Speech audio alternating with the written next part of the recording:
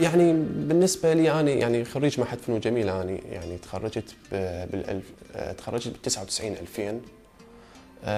أنا من خريج، طبعا خريج مو أنا أشتغل مسرح وأشتغل برامج وأشتغل برامج كوميدية، بس أنا بالأصل خريج قسم موسيقى يعني وكنت أحن المسرح، لأن كنت أشوف حامد خضر الله يرحمه وأنا طالب صف أول معهد فنون قسم موسيقى، وأشوف يشتغلون مسرح جاد وكذا. أول مرة بحياتي أشوف عرض مسرحي وبال 95 دخلت أضحك أقول هذول إيش بيهم مجانين. بعدين طلعت من العرض سألت نفسي قلت هل أنا أقدر أسوي هذا اللي سووه؟ أكيد لا، إذن هذا فن. فاهتميت بالمسرح واشتغلت مسرح وأنا قسم موسيقى، واشتغلت مع عمالقة بالعراق، اشتغلت مع الأستاذ سامح عبد الحميد، اشتغلت مع سهى سالم، اشتغلت مع دكتور كريم عبود، اشتغلت مع خالد أحمد مصطفى، اشتغلت مع حسين علي هارف، اشتغلت مع سرمد علاء الدين، اشتغلت مع دكتور حميد صابر الموسوي، اشتغلت هواي يعني ويا عمالقة واني مو قسم مسرح.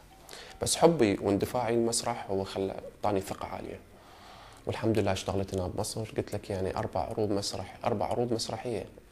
يعني اشتغلت مونودراما، عمل أتذكر حتى كان في ممثل مصري محي إسماعيل قال لي أنت شلون تشتغل مونودراما ساعة كاملة؟ قال لي ها سوري أنت عراقي، أنتوا العراقيين عندكم ثقة بنفسكم عالية، أنتوا جماعة يوسف العاني عندكم ثقة بنفسكم. فرحت من قال لي هذا الشيء، يعني لأنهم مو يعرفون المسرح العراقي مسرح مهم.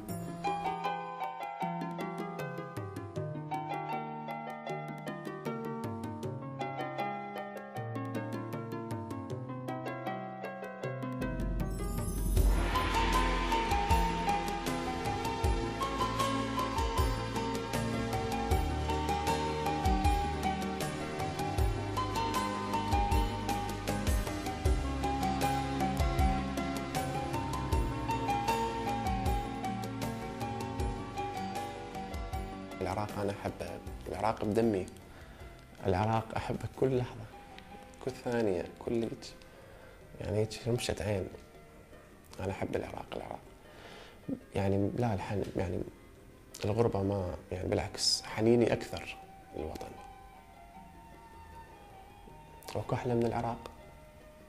الله اختار العراق على هذه البقعة، بقعة جغرافية جميلة، ثروات وخيرات كل شيء.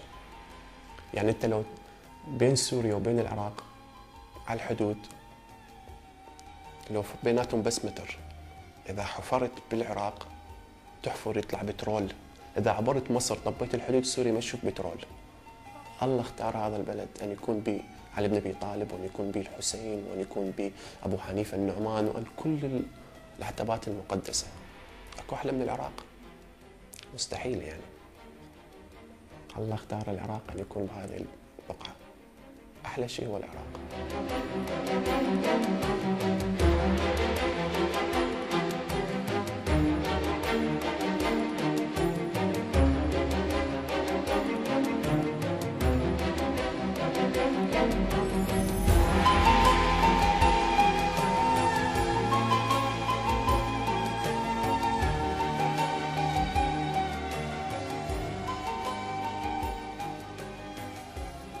أولاً أزور العتبات المقدسة لأن أرتاح نفسياً، لأن لهم فضل علي يعني خاصة أنا يعني من كنت في سوريا غربة وكذا. يعني السيدة زينب دائما كنت من أختي نقرأ السيدة زينب. بالعراق أكيد يعني أروح العتبات المقدسة، أروح الكاظمية، وأروح إلى كربلاء، وأروح إلى النجف، وأروح إلى عظمية، وأروح كلية فنون جميلة اللي أنا يعني كنت متواجد بها من الصبح الليل. يعني أقعد بقاعة حوار، أروح مدينة الصدر هي مدينتي، أتمشى بالشوارع مالتها. يعني أشتاق لكل العراق، أشتاق لأن أنا العراق ماشي كله مشي.